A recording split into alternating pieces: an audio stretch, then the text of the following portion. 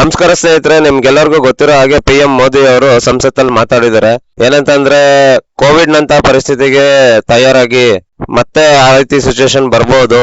Covid time ಅಲ್ಲಿ ಎಲ್ರು ಹೇಗೆ ಸಪೋರ್ಟ್ ಮಾಡಿದಾರೋ ಅದೇ ರೀತಿ ಈ ಸಲನು ಸಪೋರ್ಟ್ ಮಾಡಿ ಅಂತ ಪರಿಸ್ಥಿತಿ ಮತ್ತೆ ಬರ್ಬೋದು. ಯಾಕೆ ಅಂತ ಹೇಳಿದ್ರೆ ಮಿಡಲ್ ಈಸ್ಟ್ ಅಲ್ಲಿ ಯುದ್ಧ ಸ್ಟಾಪ್ ಆಗ್ತಿಲ್ಲ, ಮತ್ತೆ ನಮ್ಗೆ ಸಿಲಿಂಡರ್ ಅಭಾವನೂ ಇದೆ ಅಂತ ಹೇಳಿದ್ರು. ಬಟ್ ಸಿಲಿಂಡರ್ ಉತ್ಪಾದನೆ ನಾವು ಜಾಸ್ತಿ ಮಾಡಿದೀವಿ, ಬೇರೆ ಬೇರೆ ದೇಶದಿಂದ ತರಿಸ್ತಾ ಇದೀವಿ, ಒಂದು ಕಂಟ್ರಿ ಮೇಲೆ ನಾವು ಡಿಪೆಂಡ್ ಆಗಿಲ್ಲ, ಸಿಲಿಂಡರ್ ಏನು ಪ್ರಾಬ್ಲಮ್ ಆಗಲ್ಲ ಅಂತ ಹೇಳಿದ್ದಾರೆ. ಬಟ್ ಇಲ್ಲಿ ನೋಡಿದ್ರೆ ಪೆಟ್ರೋಲ್ಗೆ ಮತ್ತೆ ಸಿಲಿಂಡರ್ಗೆ ಆಕ್ಚುಲಿ ಪ್ರಾಬ್ಲಮ್ ಏನಿದೆ ಅಂತ ನಿಮ್ಗೆ ಗೊತ್ತಿದೆ. ನಾನ್ ಕೂಡ ಸಿಲಿಂಡರ್ ಪ್ರಾಬ್ಲಮ್ ಏನು ಅಂತ ನನ್ನ ಪ್ರೀವಿಯಸ್ ವಿಡಿಯೋಗಳಲ್ಲಿ ಹೇಳಿದೀನಿ, ಅದನ್ನ ಕೂಡ ನೀವು ನೋಡಿದೀರಾ. ಮತ್ತೆ ಈಗಾಗ್ಲೇ ಪೆಟ್ರೋಲ್ ಕೂಡ ತುಂಬಾ ಕಡೆ ಅಭಾವ ಆಗ್ತಿದೆ ಅಂತ ವಿಡಿಯೋಗಳು ಬರ್ತಾ ಇದೆ. ಇನ್ನು ಮುಂದೆ ಯಾವ ರೀತಿ ಪರಿಸ್ಥಿತಿ ಇದೆ ಅಂತ ಗೊತ್ತಿಲ್ಲ. ಬಟ್ ಯಾರು ಪ್ಯಾನಿಕ್ ಆಗೋ ಅವಶ್ಯಕತೆ ಇಲ್ಲ. ಏನಂತ ಹೇಳಿದ್ರೆ ಕೋವಿಡ್ ಟೈಮ್ ಅಲ್ಲಿ ತುಂಬಾ ಜನ ಪ್ಯಾನಿಕ್ ಆಗಿ ಏನೇನೋ ಮಾಡ್ಕೊಂಡ್ರು, ತುಂಬಾ ಭಯ ಪಡ್ಕೊಂಡು ಏನೇನೋ ಮಾಡ್ಕೊಂಡ್ರು. ಬಟ್ ಈ ಸಲ ಹಂಗ ಆಗೋದ್ ಬೇಡ.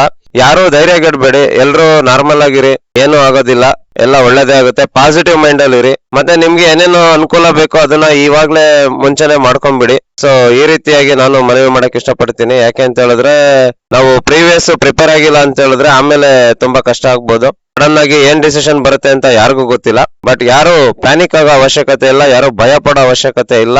ಸೊ ಒಳ್ಳೆ ನಿರ್ಧಾರನೇ ತಗೊಳ್ತಾರೆ ಅನ್ಸುತ್ತೆ ಕೇಂದ್ರ ಸರ್ಕಾರ. ನೋಡೋಣ, ಮುಂದಿನ ವಿಡಿಯೋದಲ್ಲಿ ಮತ್ತೆ ಸಿಗ್ತೀನಿ. ಧನ್ಯವಾದಗಳು.